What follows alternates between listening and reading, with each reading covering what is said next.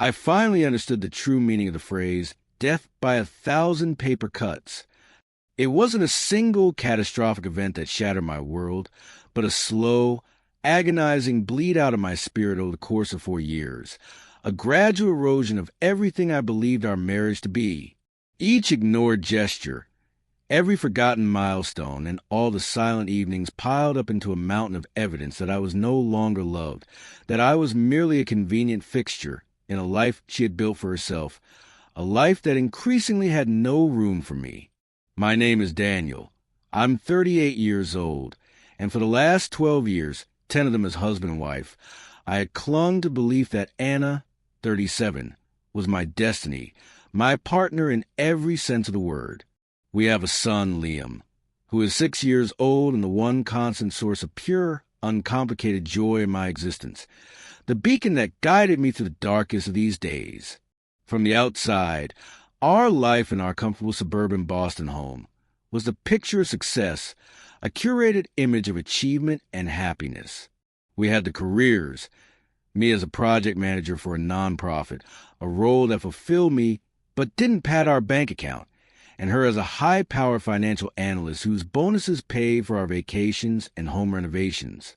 We had the 2-car garage, the annual trips to Florida, the golden retriever named Buddy, who shed on everything we owned.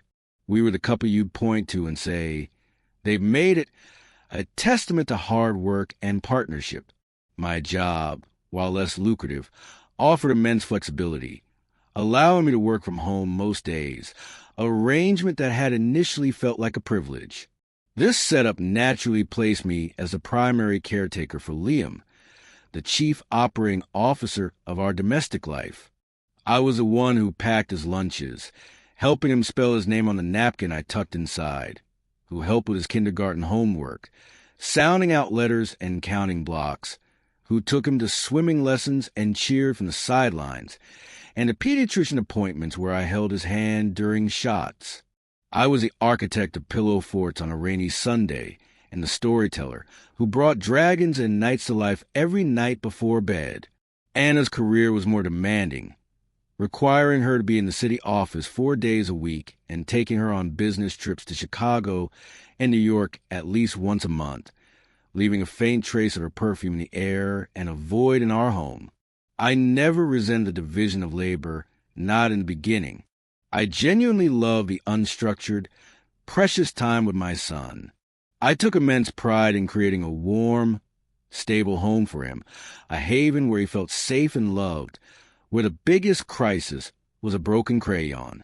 I made a conscious effort to always speak positively of Anna to Liam, ensuring he knew his mother loved him fiercely, even if she wasn't the one reading him a story every single night or building the Lego spaceship. She'd swoop in for a quick hug before bed sometimes, her phone often still clutched in her hand, her mind clearly on a spreadsheet or a conference call that had run late. She provided for us financially in a way I couldn't, and I was genuinely proud of her ambition, her sharp intellect, and her professional successes. I bragged about her to my friends and family. But a partnership, a real marriage, is supposed to be more than a business arrangement and a co-parenting agreement. It needs a heartbeat, and ours was growing fainter with each passing season. The slow fade began so subtly that I almost missed it, a quiet shift that started around the time Liam turned 2 and became more pronounced with each birthday he celebrated. The vibrant, deeply connected relationship we'd once had, the one filled with late-night conversations and spontaneous adventures, began to wither like a plant deprived of sunlight. We morphed from passionate partners into efficient, polite roommates, 2 ships passing in the hallways of our own home, coordinating schedules and sharing a mortgage, but little else. The intimacy, and I mean all of it, not just the physical part, evaporated into the sterile air of our perfectly decorated house. The casual touches, the way she used to instinctively rest her head on my shoulder while we watched a movie, her fingers laced with mine, the silly inside jokes that would make us laugh until we cried in the grocery store aisle, the long, meandering conversations about everything and nothing, from politics to our dreams of retiring by the ocean, all just faded away leaving behind a silence that was filled only with the hum of the refrigerator and the distant sound of the television. I tried to hold her hand in the car, my fingers seeking the familiar comfort of hers, and her hand would lie limp in mine for a moment before she'd need to adjust her seatbelt or find a CD. I'd lean in for a kiss when she walked through the door, hoping to reconnect after a day apart, and she'd turn her cheek, already talking about a difficult client or complaining about the traffic on the Mass Pike. I'd suggest we open a bottle of wine after Liam was asleep to reclaim a slice of our former selves, and she'd sigh, saying she was too exhausted, only to then spend the next 2 hours scrolling through work emails on her tablet, the blue glow illuminating her impassive face. I felt like a ghost in my own marriage, a presence she had learned to tolerate and navigate around, but no longer truly saw. My attempt at connection felt like whispers in a hurricane, drowned out by the noise of her other life. I tried everything, desperately searching for the key that would unlock the woman I married. I thought maybe she was overwhelmed with the dual pressures of career and motherhood, so I quietly took on more, hoping to ease her burden. I became the sole chef, planning meals, grocery shopping, and cooking, trying new recipes I thought she might enjoy. I became the head of housekeeping, the master scheduler, the vacation planner. I handled all the grocery shopping, the bill payments, the vet appointments of the dog, the parent-teacher conferences. The house ran like a well-oiled, silent machine, but the engine of our relationship had seized, and my efforts at maintenance were in vain. My work wasn't met with re-engagement or gratitude. It was met with a quiet relief that she had one less thing to worry about, one less demand on her time and energy. She didn't move closer. She retreated further into her work, her phone, the impenetrable fortress of her own world, leaving me on the outside with my white flag of surrender. Our communication, once the lifeblood of our partnership, dwindled to logistical bullet points, a dry list of obligations and reminders. Did you remember to call the plumber about the leaky faucet? What time is Liam's dentist appointment on Thursday? I'll be late tonight. Don't wait up. The easy, flirty texts we use to exchange throughout the day, the thinking of you messages and funny observations, were replaced by my unanswered messages hanging in the digital void. Saw this and thought of you, smiley face, with a funny meme about cats, or, how's your day going? Hope that presentation went well. Radio silence. When I finally gathered the courage to ask about a big meeting she'd been nervous about, I'd get a shrug, her eyes not leaving her screen, and a dismissive it was fine, nothing to talk about. She, in turn, showed zero curiosity about my life. My hard-won promotion to the nonprofit, something I'd worked toward for 2 years and was deeply proud of, was met with a distracted "that's great, honey," before she immediately changed the subject to a problem with our internet router, her tone implying that my professional achievements were a triviality compared to practicalities of our domestic Wi-Fi. The forgetting was the most painful part, the paper cuts that went deepest. Our 10th wedding anniversary. I'd planned a surprise weekend getaway to a cozy, romantic inn in Vermont we'd always talk about visiting. I'd arranged everything meticulously for weeks, even secretly talked to her assistant to make sure her calendar was clear. The morning of, as I was practically buzzing with anticipation, she came downstairs with her suitcase and announced casually that she had to fly to Atlanta for an emergency client meeting. No apology, no let's reschedule, not even a flicker of regret in her eyes, just a cold, hard statement of fact. I spent the weekend alone with Liam, trying to mask my devastation with extra enthusiasm for building the most elaborate Lego castle in history, the unopened bottle of champagne sitting like an accusation in the refrigerator. For my birthday, she forgot entirely until her sister called in the evening to wish me well. I heard her side of the conversation from the other room, the sudden, sharp intake of breath, the forced cheerfulness.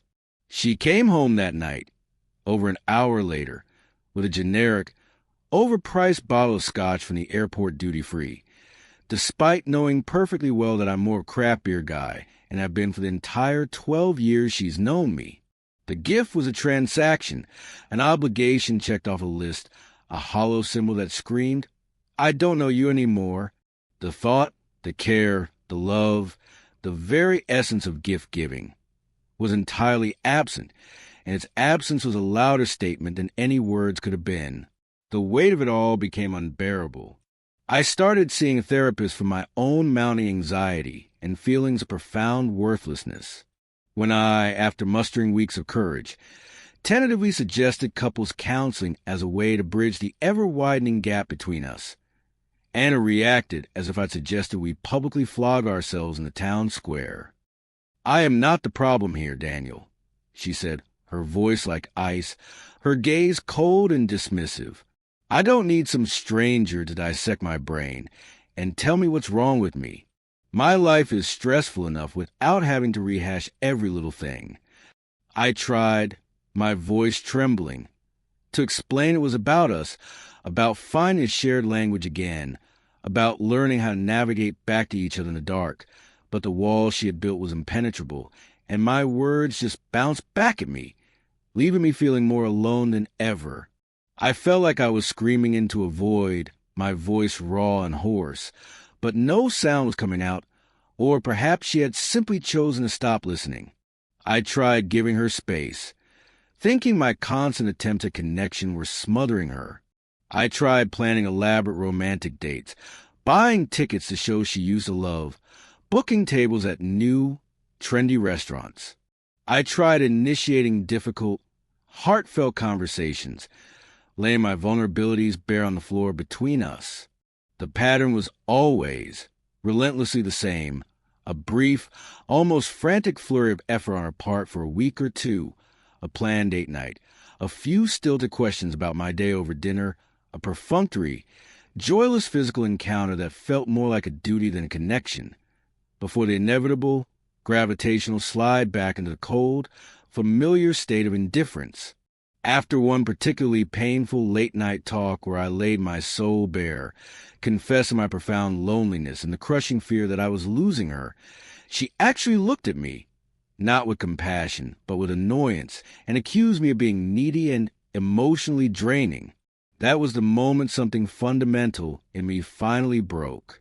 The fragile, tenacious hope I had been clinging to for years, the hope that we could find our way back to the people we used to be, finally flickered and died, extinguished by her profound dismissal. I stopped trying. I stopped reaching for her hand in the car. I stopped sharing the small, funny details of my day, the anecdotes about Liam, the thoughts that popped into my head. I stopped expecting anything from her at all, building a fortress around my own heart for its own protection. I poured every ounce of my love and attention into Liam and focused on a mechanical act of just getting through each day, one foot in front of the other. I had watched my own parents endure a miserable, loveless marriage for the kids, and it had created a home filled with thick, palpable tension and a deep, seething resentment that I could feel even as a child. I had promised myself, sworn to the universe, that I would never, ever do that to my own child.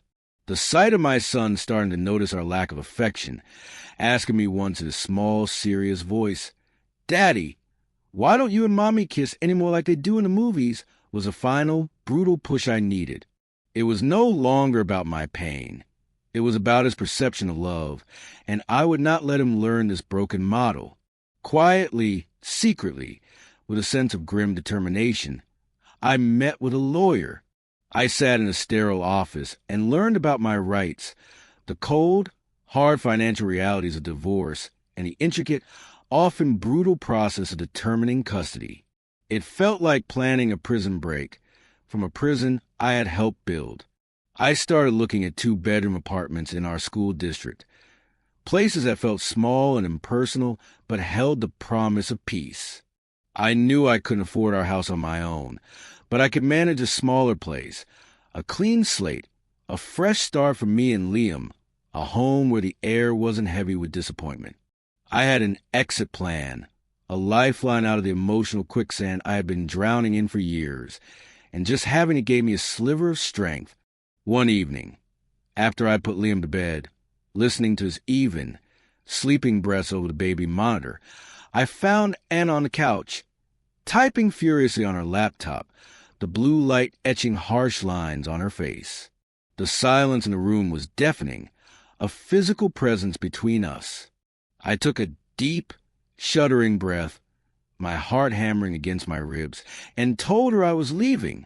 I laid it all out. The years of emotional neglect, the soul-crushing loneliness, my absolute refusal to let our son grow up thinking this cold, sterile distance was what love looked like. I told her I had spoken to a lawyer, that I had a plan, and that if I didn't see a fundamental, genuine, and lasting change in our relationship, in the way she looked at me and spoke to me, within 2 months, I would file for divorce. She was livid, not heartbroken, not remorseful, but utterly, blindingly furious. She called me manipulative, a coward for springing this on her out of nowhere. She accused me of emotional blackmail, of trying to punish her for her professional success and ambition. "I'm working my ass off for this family," she shouted, her face contorted in an anger I had never seen directed at me before. "I'm dealing with real pressure, with million-dollar deals, and all you can do is whine about not getting enough cuddles? Is that it?" I stood my ground, my own anger, long suppressed and fermented, finally rising to the surface like a leviathan from the deep. I pointed out, my voice low and steady despite the tremor in my hands, that I had always been her biggest cheerleader, that I had consciously sacrificed my own career trajectory to support hers and hold our family together, and that her stressful job was an explanation, not an excuse, for completely abandoning her husband and the emotional core of our marriage. The fight raged for hours, a torrent of pent-up bitterness and resentment and unspoken grievances flooding the room, damaging the very foundations of our home. She stormed out past midnight, the slam of the door echoing through the house, and went to her brother's house. The next few days were a Cold War, conducted with clipped politeness and averted eyes for Liam's benefit. She looked at me with a mixture of contempt and pure betrayal, as if I were the one who had deliberately set our marriage on fire, willfully ignoring the fact that she had been withholding all the water for years, watching me burn without lifting a finger. In my despair, I turned to the anonymous void of the internet, posting my story on a forum. The comments were a mixed bag, but a persistent, nagging theme emerged from the chorus of advice. Her behavior, the distancing, the accusations, the constant phone use, the late nights. It was a textbook case of infidelity. I had always dismissed the idea before, chalking it up to workaholism and a profound emotional disconnect. But the seed was planted, and in the arid desert of our relationship, it found fertile ground. A few days after our blow-up fight, a gut feeling, a deep, primal suspicion that had been gnawing at the edges of my consciousness, made me do something I never thought I was capable of. I logged into our shared online phone account. There was in stark, undeniable black and white, one number, a New York area code, appearing dozens of times a week, for hours at a time, often late at night when she was supposedly working. The text message record showed thousands of exchanges with the same number, a constant, secret river of communication flowing beneath the parched surface of our own. Confronting her was one of the hardest, most surreal things I've ever done. I didn't yell. I didn't scream. I felt a strange, detached calm. I just showed her the bill on my tablet, my finger pointing to the damning list of calls and texts, and asked, my voice eerily quiet, "Who is this, Anna? Who in New York needs to talk to you for 47 minutes at 11 o'clock on a Tuesday night when you're supposed to be working late at the office?" The color drained from her face, leaving her pale and suddenly looking much younger, like a child caught in a lie. The defiance and anger vanished, replaced by a stunned deer-in-the-headlights silence. And then, in a rush, it all came out, a confession that felt both shocking and utterly predictable. His name was Robert. He was a managing director at a firm her company worked with closely. It had been going on for over 3 years.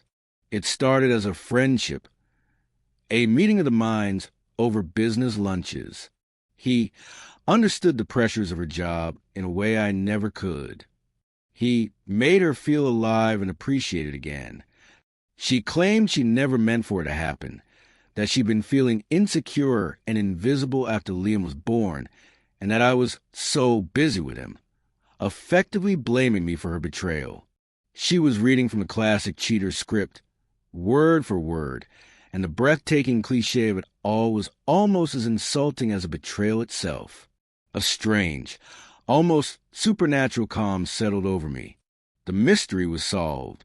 The 1,000 paper cuts had finally, mercifully, culminated in a clean, decisive amputation.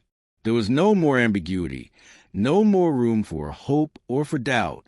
The wife I thought I knew, the woman I had built a life with, had been gone for a long, long time, and I had been mourning a ghost. She moved out that weekend, packing her suits and her favorite coffee mug with a quiet, sullen efficiency. The divorce proceedings began, a slow, grinding process of disentangling two lives that had been woven together for over a decade. We had initially agreed to try for an amicable split for Liam's sake, but amicable quickly proved to be a generous, almost naive term. There were petty, exhausting fights over the dining room set, the vacation fund we had been building for a trip to Italy, the precise details of the custody schedule. She had wanted to move in with Robert immediately, but that fantasy fell apart spectacularly within a few months. The thrill of their secret romance, it turned out, couldn't survive the harsh, unflattering light of reality and the complex, messy realities of a real-time divorce with a child involved. I heard through the mutual friend grapevine that it was over between them, a piece of news that brought me no satisfaction, only a weary sense of course. I focused all my energy on Liam and on building our new, smaller, but authentic life. The apartment was compact, but it was ours. I let him pick the color for his bedroom wall, a truly alarming, vibrant shade of electric blue that he adored. We established new, sacred traditions. Pancake Saturdays where we made a huge mess, exploring new hiking trails every Sunday with Buddy, pizza, and movie nights every Friday. It was hard, so incredibly hard, especially on the nights when he'd cry for his mom or ask in a small, confused voice if we were a broken family. I got him into therapy with a wonderful child psychologist, and I diligently continued my own. We were healing slowly, like a forest after a fire, with new green shoots of happiness and stability beginning to push through the ashes. The divorce was finalized after 8 long, emotionally draining months. Sitting in the courthouse, hearing the judge's gavel fall, I felt a profound, bone-deep exhaustion, but also a startling lightness, a freedom I hadn't experienced in years. I was no longer fighting a lonely, losing battle for the affection and attention of someone who had already given their heart away. The war was over. I was finally completely free to focus all my being on being the best father I could be and, eventually, when I was ready, on rebuilding a life for myself that included happiness, peace, and perhaps even love, not just duty and despair. About a year after the divorce was final, when the sharp edges of the pain had dulled into a manageable ache, I ran into an old college friend, Clara, at the local farmer's market. We were both reaching for the same bunch of sunflowers at a stall. We got a talking, a conversation filled with the easy familiarity of a shared past, and one coffee led to another, which led to dinners that lasted for hours. It was slow and tentative, a delicate dance. She was kind. She was patient. She listened to me in a way that made me feel truly heard, and she laughed, genuinely laughed at my stupid, long-forgotten jokes. One evening, about 6 months into our gently unfolding relationship, I was tucking Liam into bed in his electric blue room. He looked at me, his little face serious in the dim light, and said, "Dad, I like it when Clara comes over. She makes you smile for real. Your eyes get all crinkly. In that moment, surrounded by the faint glow of his star-shaped nightlight and the quiet, contented hum of our new, honest life, I knew, with a certainty that settled deep in my soul, that we were going to be okay. The death by 1,000 paper cuts was over. The bleeding had finally stopped. The wounds were scarring over, and in their place, something beautiful, resilient, and new was finally, courageously beginning to grow.